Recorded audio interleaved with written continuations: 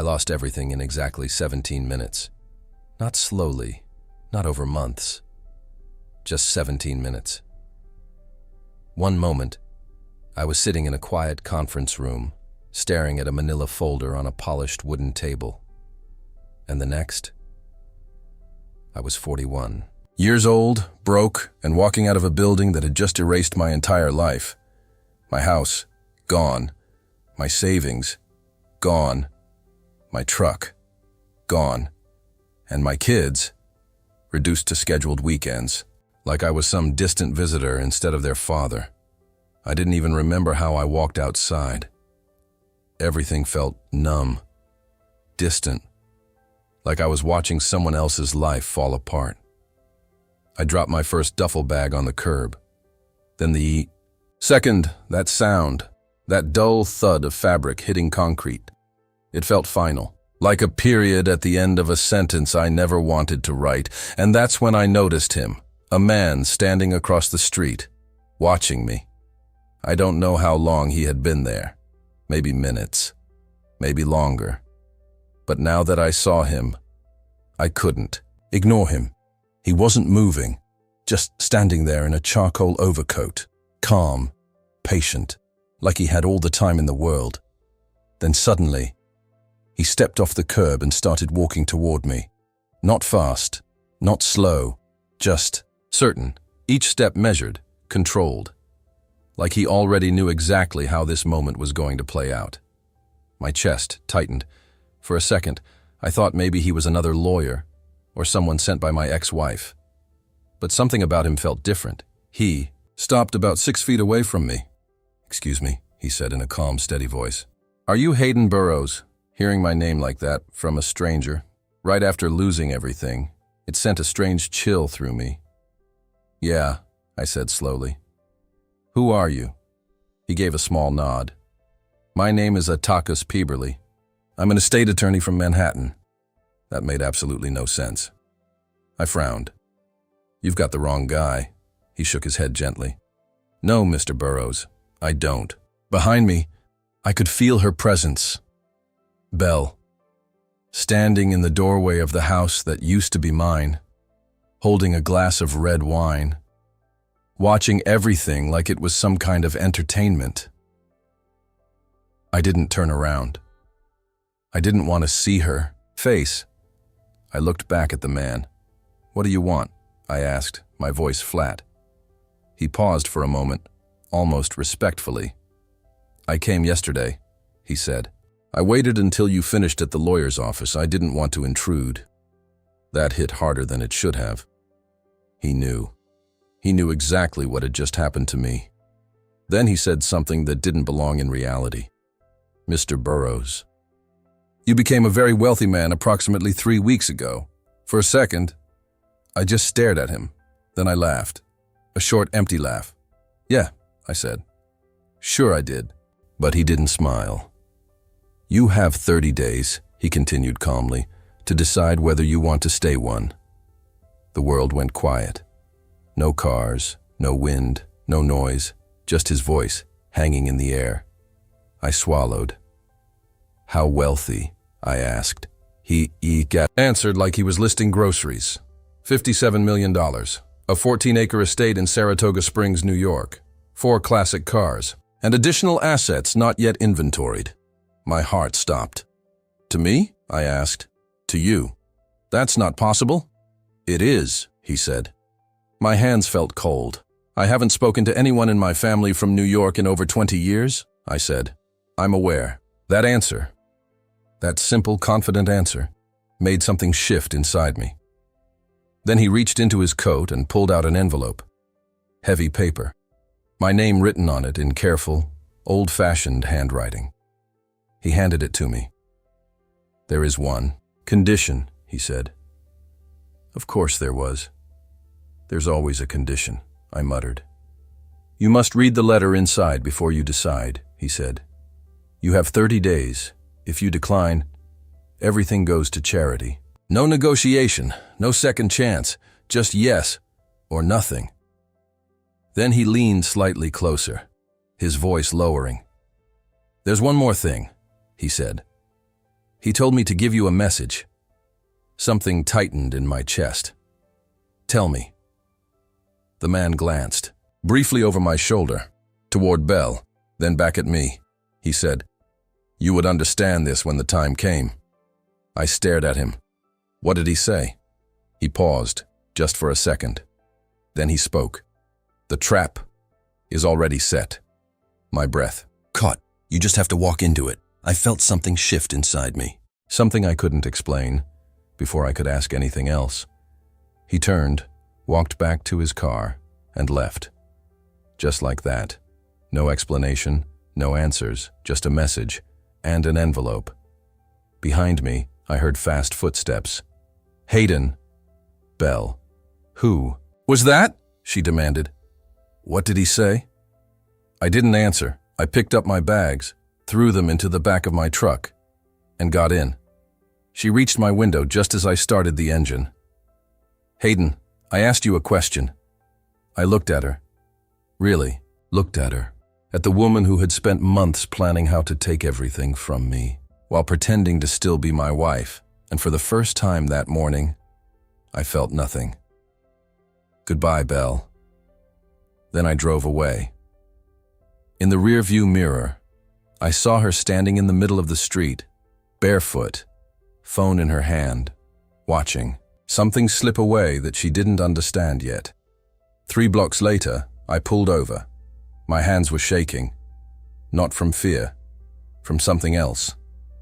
I looked down at the envelope resting in my hand, heavy, silent, waiting. "What trap?" I whispered, and slowly I opened it. Inside the envelope, there was a single folded letter, thick paper, heavy, the kind people don't use anymore. For a moment, I just stared at it, because something in my gut was telling me, once I read it, nothing in my life was going to stay the same. But then again, what life was left to protect? I unfolded it slowly. The handwriting was steady, precise, like it had been written by someone who had taken their time, and meant every word. "Hayden," it began, "if you are reading this, I am already dead, and you are in trouble." I let out a slow breath. "Yeah," I muttered. "You got that part right." I kept reading. "I have been waiting for this moment for over 40 years. You do not remember me. We met when you were 6, and once again when you were 9. I am your grandfather's younger brother." I frowned. I searched my memory, but there was nothing. Just vague shadows from childhood, faces without names. My relationship with your grandfather was complicated. That is why you grew up not knowing me. I shifted in my seat. Something about the tone of the letter felt strange. Not emotional, not distant either, just certain. "I have been watching your life for 30 years. That line made my fingers tighten on the paper. Watching me? How? I knew when your mother passed away. I knew when your father followed. And I knew when your wife began her affair." My stomach dropped. I read that line again, slower this time. "I knew when your wife began her affair, 8 months before she filed for divorce." My chest tightened. 8 months. That number hit hard because suddenly, everything started lining up. All the little things I had ignored. All the moments I had chosen not to question. The late-night calls. The new passwords. The sudden work trips. And that one moment, that stupid, small moment I had buried in the back of my mind. February. I had just come back from a 5-day haul. I was tired, hungry, just wanted a shower and some sleep. The house was quiet. Too quiet. I remember walking into the kitchen and seeing a receipt sitting halfway out of the trash. I don't know why I picked it up. Maybe instinct, maybe something deeper. It was from a hotel. Rapid City. I stood there staring at it because Belle had told me she was in Omaha that week at a legal seminar. Rapid City wasn't even close. 6 hours in the opposite direction. I remember standing there for a long time, holding that receipt, feeling something crack inside me. But I didn't say anything. Not that night. Not the next day. Not ever. Because my father had taught me something when I was younger. When someone lies to you, don't show them, you know. Wait, watch. So I did. For 8 months? I watched. I watched her smile at me like nothing was wrong. I watched her kiss the kids goodnight like she was still the same mother. I watched her pack her bags and leave for work over and over again, and every time I said nothing because a part of me hoped. I was wrong, but I wasn't. The letter in my hand proved it. She did not leave you suddenly. The letter continued. She planned your destruction carefully, with help. My jaw tightened. I already knew who, but reading it made it real. Her lawyer, Maxwell Pendergrass, is not just her attorney. He is the man she has been involved with. I closed my eyes. There it was. The truth, written in ink. Maxwell, 47 years old, smooth, polished, always smiling like he already knew how things would end. I remembered the first time I met him. Firm handshake. Direct eye contact. Confident. Too confident. The kind of man who didn't just play the game. He controlled it, and now I knew. He had been controlling mine.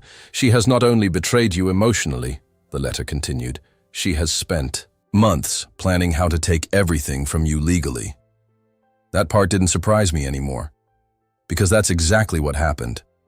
The divorce wasn't a fight, it was an execution. Every document already prepared, every argument already structured, every weakness in my life already highlighted and used against me. My job, my hours on the road, my absence from home, they turned it all into a weapon, and I walked right into it. 17 minutes. That's all it took to erase everything I had built. I looked back down at the letter. But this is not the end of their plan, it said. My brow furrowed. Not the end, they will return. That line made my heart beat slower. Not faster. Slower. Because suddenly, everything felt different. They will come back to you when they learn about your inheritance. They will pretend regret. They will offer reconciliation. They will use your children to reach you. I leaned back in my seat, a cold realization settling in. They will try to finish what they started. Silence filled the truck, because deep down, I knew that sounded exactly like something Belle would do. The letter continued. To inherit what I have left you, you must accept one condition. There it was again. The condition. You must move into my estate in Saratoga Springs. You will. Live there for 12 months. 12 months? You may not leave for more than 48 consecutive hours. I exhaled slowly. That wasn't a small ask. That was my entire life. On hold. You will spend 2 hours every day in the horse barn behind the house. I blinked. A barn? There are no horses. That made even less sense. You will sit. You will read. You will think. I stared at the words. Why? What was the point of that? But then came the line that made everything shift. The answer you need is in the barn. I swallowed. The answer to what? To survive what is coming, and to defeat it. My grip tightened. On the letter. Defeat it, not endure it, not survive it, defeat it. This wasn't just an inheritance. This was something else. Something planned. Something prepared. For 30 years, the letter continued, I have built what you will need. My pulse quickened. This house, this land, the barn. It is not what it appears to be. A chill ran down my spine. It is a system. A system? A machine. Designed to activate the moment you walk through that door. I looked out the windshield. The world suddenly felt different. Like I wasn't just sitting in a broken moment anymore. Like I was standing at the edge of something much bigger. You have 30 days to decide. the letter ended. Walk away, and everything disappears. Accept, and you will understand why the trap is already set. I lowered the letter slowly. My hands weren't shaking anymore. That was the strange part. They were steady, calm. For the first time that day, I didn't feel like a man who had lost everything. I felt like a man who had just been handed something dangerous, something powerful, and maybe something that had been waiting for me my entire life. I looked down at the letter one last time, then whispered to myself, "They're coming back." A slow breath left my chest. Good. Because for the first time since that morning, I wasn't afraid of that anymore. I didn't take the full 30 days. I didn't need to. Some decisions don't take time. They take a moment of clarity. And for me, that moment came the same night. I was sitting in my truck outside Roy's garage, the only place left that still felt familiar. The only place where I wasn't treated like a man who had just been erased. Roy was under the hood of an old Ford when I walked in. He looked up, saw my face, and didn't ask questions right away. He just said, "How bad?" I let out a breath. "Bad." He nodded slowly. "That kind of bad, huh?" I sat down, pulled out the letter, and handed it to him. He wiped his hands, took his time reading it. Didn't interrupt, didn't react much either. When he finished, he leaned back and stared at me for a long second. "So, let me get this straight," he said. "A dead man you don't remember left you $57 million. I nodded. "But only if you go live in his house and sit in a barn for 2 hours every day for a year?" "Yeah." He took a sip of his coffee, then looked me straight in the eyes. "Why are you still here?" I blinked. "What?" "Brother," he said, "you just told me your wife and her lawyer spent 8 months planning how to destroy you. And now you've got someone who spent 30 years planning how to help you fight back." He leaned forward slightly. "And you're sitting in my garage like you've got a choice to make?" Silence filled the room, because he was right. This wasn't a risk. This was an answer. I pulled out my phone and made the call. "I accept," I said when Atakas picked up. There was no pause on the other end. "Very well, Mr. Burrows," he replied calmly. "Your flight leaves in 2 days." 2 days later, I was on a plane. No house, no family, no past, just a bag and a letter that felt heavier than anything I'd ever carried. The drive from Albany to Saratoga Springs took about 40 minutes. The entire way, I kept thinking about one thing, the trap. What kind of man spends 30 years building a trap?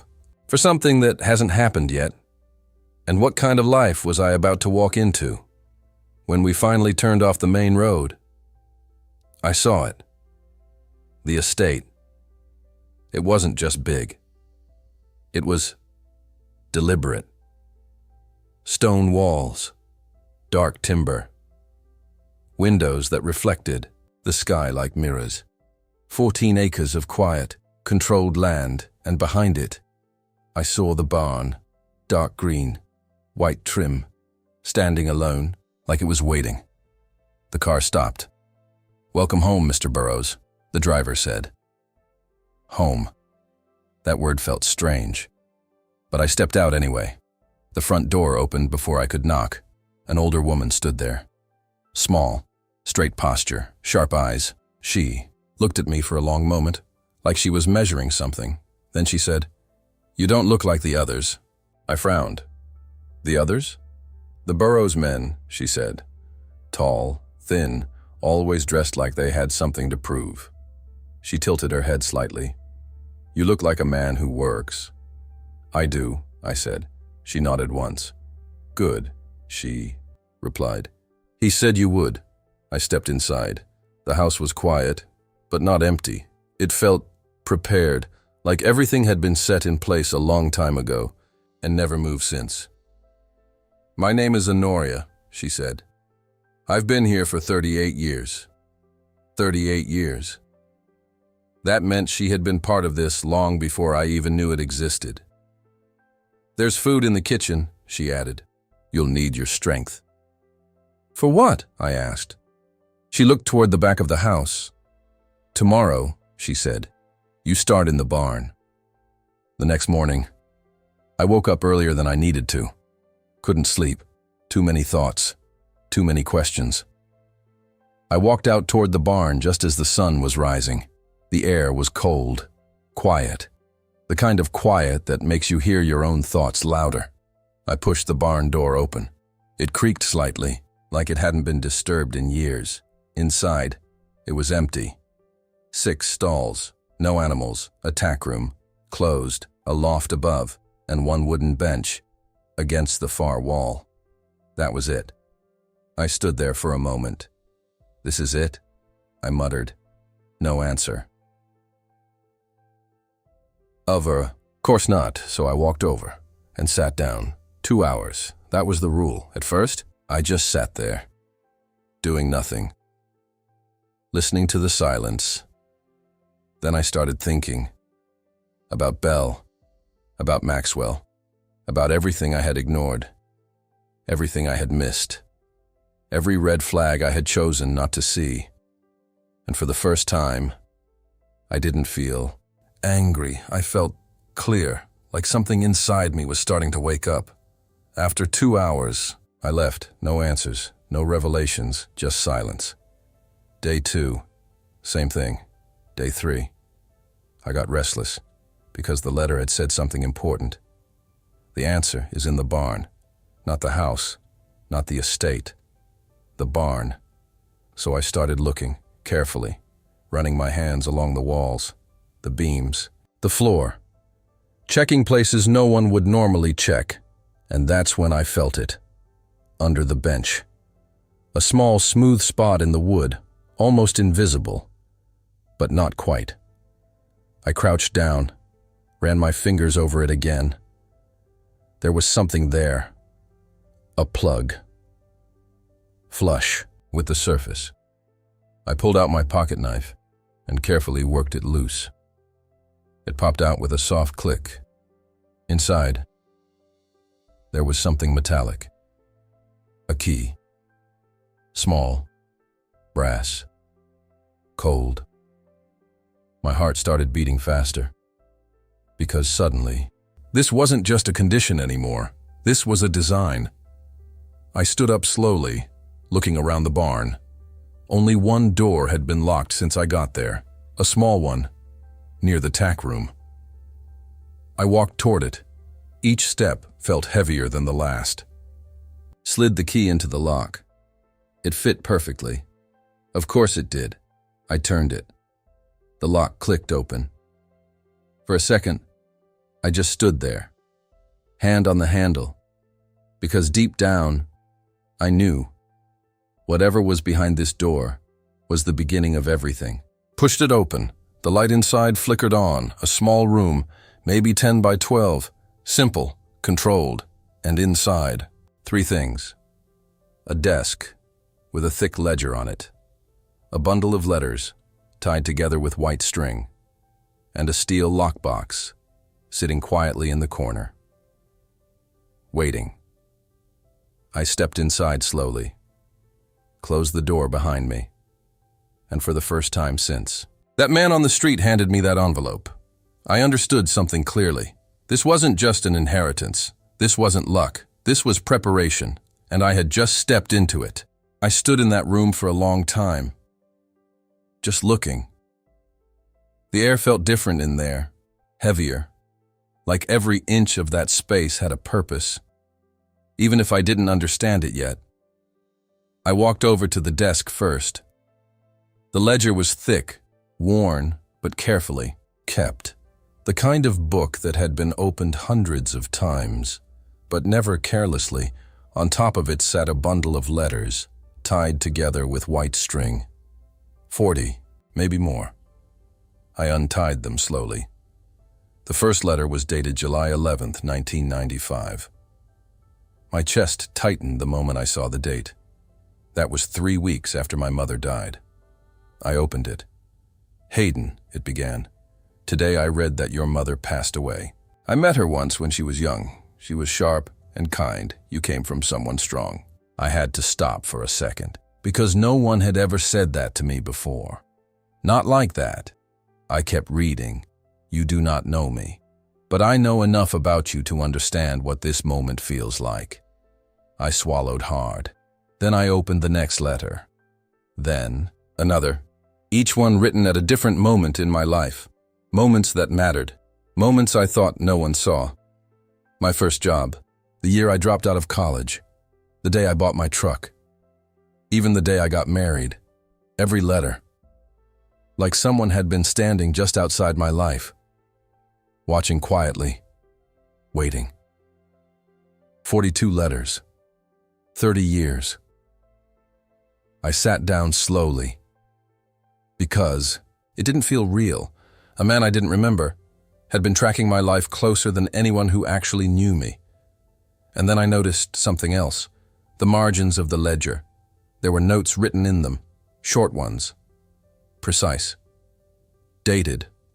The most recent one was from 2024. My fingers hesitated for just a second. Then I turned to it. Hayden, it said. By the time you read this, you have already accepted the condition. You are sitting in this barn.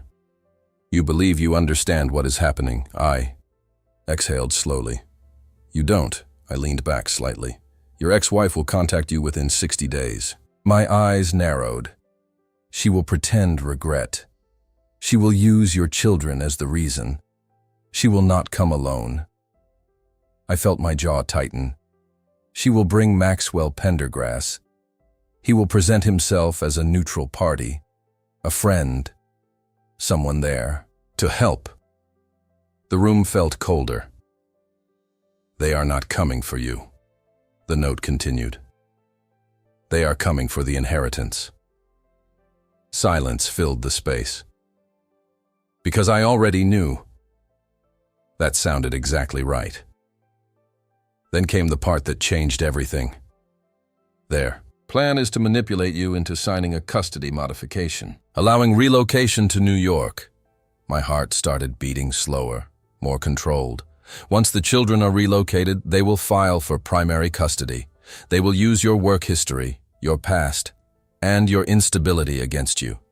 Every word felt like it had already happened. They will then move to access your assets, piece by piece. I let out a breath. They believe you are weak. They believe you will react emotionally. A long pause. Prove them wrong. I leaned forward slightly, because the next line was different. Different tone. Different weight. Behind the panel on the back wall of this room, there are 16 listening devices. I froze. 16. Battery life. 96 hours. Active. My eyes move slowly to the back wall. There is a panel.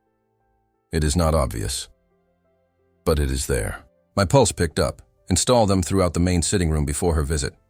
I stood up slowly, walked to the wall, and started feeling along the wood.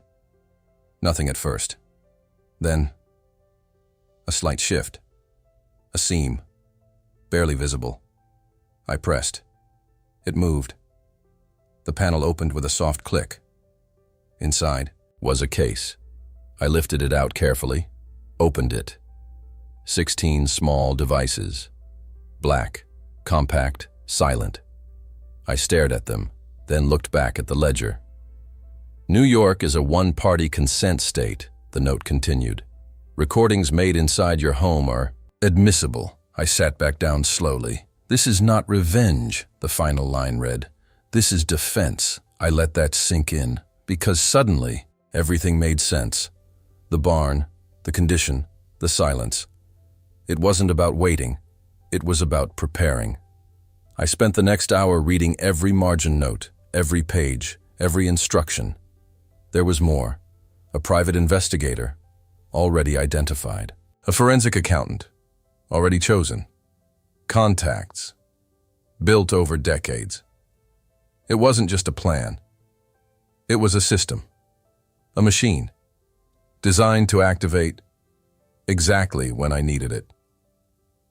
By the time I finished, I wasn't the same man who walked into that barn. Something had shifted, not anger, not pain, something colder, clearer, control. That night, I went back to the house. Honoria was sitting at the kitchen table, drinking tea. She looked up the moment I walked in. "You found the room," she said. It wasn't a question. "Yeah." She nodded slowly. "He told me to tell you something when..." "You did." I waited. She set her cup down. "The most important parts are not the letters." "What are they?" I asked. She looked at me carefully. "The notes," she said.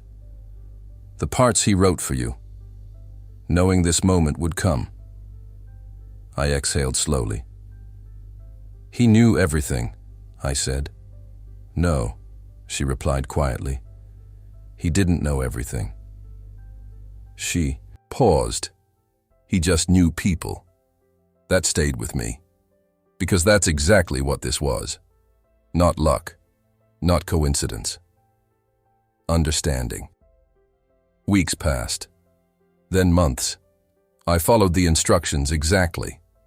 Every day, 2 hours in the barn, reading, thinking, preparing. We installed the devices in the sitting room, hidden perfectly, inside lamps, behind frames, under tables, every angle covered. Then, on the 92nd day, my phone rang. I looked at the screen, and for a moment, I just stared, because I already knew who it was. "Belle," I answered. "Hayden. Hi." Her voice was soft. "Careful. I've been thinking about us," she said. "About the kids. About everything." I closed my eyes briefly. Right on time. "I made mistakes," she continued. "I want to fix things." "Of course you do. I'd like to come visit," she said. "With the kids." There it was, the opening move. "Sure," I said calmly. A small pause on the line. "And would you mind if I brought a friend?" she added. "Just for legal advice?" I almost smiled. "What's his name?" I asked. A short hesitation. "Maxwell." I leaned back slightly. "Yeah," I said. "That's fine." We set the date. I hung up and just sat there for a moment. Not angry, not nervous. Ready, because for the first time since all of this started, I wasn't reacting anymore. I was waiting. The trap wasn't something I had to build. It was already built. All I had to do was let them walk into it. The day Belle arrived, the house felt different. Not tense, not emotional, just ready. I woke up early that morning like I had every day since coming here. Sat in the barn for my 2 hours. Not because I had to anymore, but because I understood something now. Patience wasn't weakness. It was control. When I walked back to the house, everything was already in place. The devices were hidden, tested, silent. Honoria moved through the kitchen like any other day. Calm, steady, like nothing important was about to happen. But we both knew. This was the moment the entire plan had been waiting for. Around noon, I heard the sound of a car pulling into the driveway. I didn't rush, didn't react. I just walked to the front door and opened it. Belle stepped out first.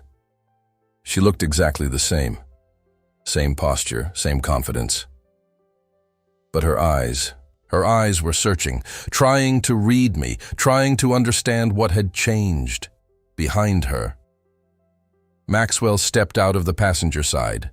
Perfect suit, polished shoes, that same controlled smile, like he was already calculating the outcome.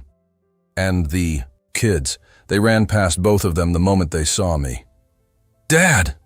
I knelt down and held them tight. And for a second, everything else disappeared. Because this part was real. When I stood up, Belle was watching closely, measuring every reaction. "Hayden," she said softly, "this place is beautiful." I nodded. It's quiet. Maxwell stepped forward, extending his hand. Good to see you again, he said. I shook it, firm, brief. Yeah, I replied. You too. We moved into the sitting room. The one every device was watching. Honoria brought tea. Set it. Down. Left without a word. And then it started. Belle went first. Soft voice. Careful tone. I've been doing a lot of thinking, she said. About us. About what we lost. I didn't interrupt. Didn't react. I just listened. I made mistakes, she continued. I wasn't in the right place mentally. I let things get out of control. There it was. Not an apology. A strategy. Maxwell leaned forward slightly. Sometimes, these situations get complicated, he added smoothly. Emotions, stress, careers, they all play a role. I nodded slowly. Yeah, I said. They do. Belle looked at me. We don't have to stay stuck in the past, she said. We can build something better for the kids. There it was. The angle. Always the kids. I stayed quiet. Let them keep going. Maxwell took the lead again. There's also the matter of the inheritance, he said carefully. It's significant. And situations like this can create legal complications. I looked at him. Complications? Yes, he said, especially across states, custody arrangements, residency, exposure. Exposure. Interesting word. He leaned back slightly. One option, he continued, would be to adjust custody, temporary relocation. Let the children experience this opportunity with both parents involved. I nodded slowly again, like I was, thinking, like I was unsure, like I was exactly the man they thought I was, and that's when I did something very simple. I stood up. Give me a second, I said. I'll grab some water. I walked into the kitchen and stayed there. Not for long, just long enough. 90 seconds. Then I came back. Sat down, smiled slightly. Sorry, I said. Go ahead. They continued, but I wasn't really listening anymore because I didn't need to. I already knew what they were going to say. What I needed was what they would say when they thought I wasn't listening. That night, after they left, I went straight to the barn, into the room, closed the door, sat down, and put on the headphones. For a second, there was just silence. Then, Maxwell's voice, low, confident, controlled. Just keep him on the hook for a couple more months, he said. My jaw tightened. We get the relocation signed. Then we push for primary custody. A pause. Then Belle. Soft, but different now. Colder. He's so easy, she said. My chest went still. He always was. I closed my eyes. He actually thinks I miss him, she added with a small laugh. Maxwell chuckled. Then let him think that, he said. 3 months. And we own him. Silence filled the room, but something inside me had gone completely still. No anger, no shock, just clarity. I took off the headphones slowly, and for the first time, I understood exactly what needed to happen. Next 2 months were quiet, but not empty. Everything moved, the investigator, the accountant, the records, every dollar they had hidden, traced, every message, uncovered, every step they had taken, documented. And what we found was bigger than just me. Way bigger. Maxwell hadn't just done this once. There were others, other women, other cases, same pattern, same manipulation, same hidden money. It wasn't just betrayal anymore. It was a system, and systems can be exposed. When everything was ready, I made one last call. Set it in motion, I said. A week later, I asked Belle to meet me. Public place. Quiet. She arrived confident, expecting control, expecting the same man she had already beaten. Once I let her sit, let her speak first. Then I placed a folder on the table. Open it, I said. She frowned slightly, but did. First page. The transcript. Her voice. His voice. Every word. Perfectly recorded. She stopped breathing. Hayden. How? Keep going, I said calmly. Second page. The money, the hidden accounts, the transfers. Her hands started shaking. Third page, the complaint already filed. Fourth page, a business card. Fifth page, federal letter, names, dates, charges. She looked up at me, and for the first time, I saw it.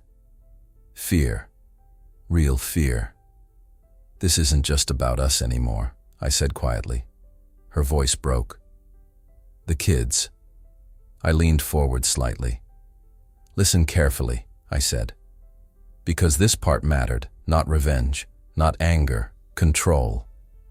You sign a custody agreement, I said. Primary custody to me. Tears rolled down her face. You cooperate, I continued. You return what you took.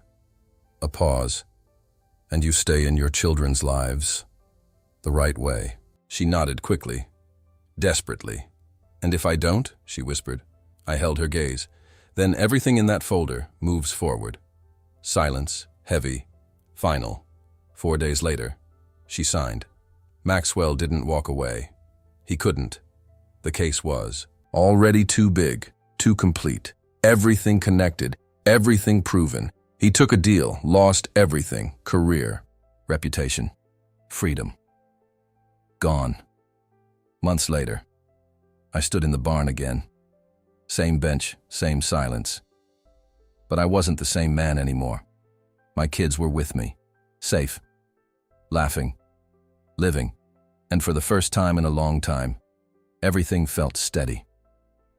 I looked around the barn slowly, at the walls, the bench, the hidden room, and I thought about the two men who had built all of this, long before I ever needed it.